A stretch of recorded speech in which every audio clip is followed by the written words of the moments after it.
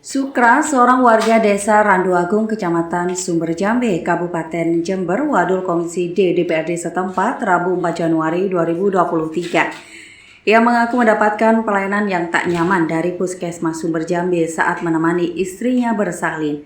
Selain itu, Sukra tidak dapat menggunakan BPJS Kesehatan di Puskesmas tersebut.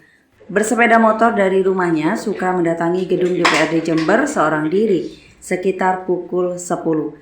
Sukra bercerita saat istrinya bersalin di Puskesmas Sumberjambe pada 9 November 2022 lalu.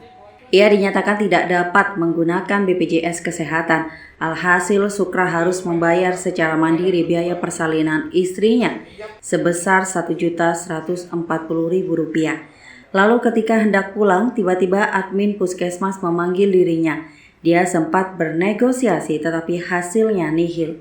Menurut penjelasannya, istrinya belum memiliki buku kesehatan ibu dan anak atau KIA karena sebelumnya tidak merasakan adanya kehamilan. Selain itu, Sukra mengatakan pihak Puskesmas tidak dapat menyediakan kebutuhan obat istrinya. Untuk itu, Sukra terpaksa membeli kebutuhan obat secara mandiri. Terkait pelayanan, Sukra juga mengaku mendapatkan pelayanan buruk. Ia sempat dibentak oleh salah seorang bidan. Jadi barusan terkait keluhannya jenengan ini apa? Ya, pertama terkait dengan BPJS.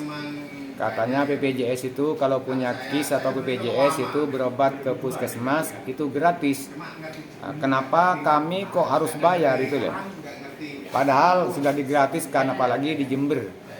Ini yang saya merasa keberatan, berarti merasa dibodohi saya itu. Orang gratis kok dibayar, terus uangnya itu dikemanakan? Kan begitu. Obat-obatan lagi satu, disuruh beli ke apotek. Apakah di puskesmas itu tidak punya obat? Katanya ada anggaran dari pemerintah.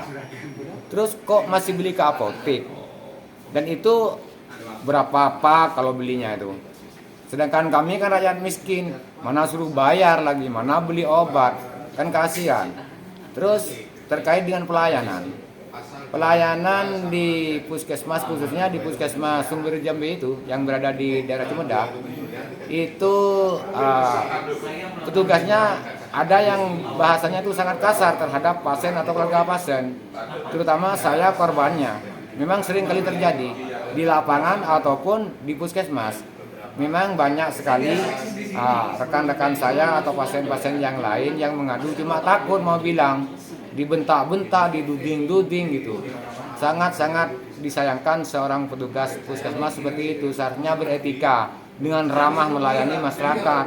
Masyarakat sudah sakit, mana bingung, pasien kesakitan, yang merawat keluarga pasien sudah susah, masih dibentak-bentak. Terus mana punya nurani apa enggak itu? Seharusnya punya nurani, punya perasaan. Biarpun dia orang miskin, dia punya harga diri. Kan harus begitu. Terkait keluhan Sukra, anggota Komisi D Ahmad Dafir Syah menyatakan mengapresiasi. Menurutnya, apa yang diadukan Sukra ini tidak sesuai dengan tagline Jember Pasti Keren. Untuk itu, Dafir mengaku akan menindaklanjuti masalah tersebut. Pihaknya akan memanggil 50 kepala puskesmas di Jember untuk mendengarkan apakah kejadian serupa juga ada di puskesmas yang lain. Bagaimana terkait keluhan yang barusan ini, Mas? Respon dari DPRD. Pertama, kami sangat apresiasi atas keberanian masyarakat untuk menyampaikan keluhannya kepada kami selaku wakilnya di DPRD, utamanya Komisi D.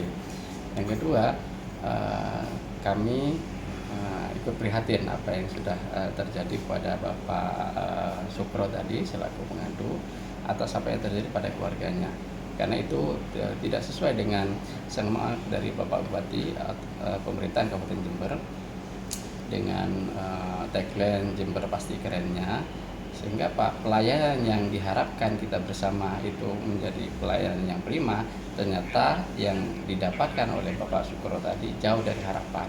Yang ketiga, kami insya Allah akan menindaklanjuti sesuai dengan tupoksi kami selaku wakil rakyat dengan tugas dan fungsi kami untuk merespon apa yang menjadi keluhan masyarakat di forum-forum resmi melalui rapat ataupun pemanggilan kepada kepala puskesmas yang bersangkutan, ataupun sekaligus kita akan memanggil seluruh 50 OPT puskesmas, kepala puskesmas di Kabupaten Jember untuk mendengarkan apakah kejadian-kejadian itu bisa saja terjadi di puskesmas yang lainnya, bukan hanya di puskesmas Sumber Jambe.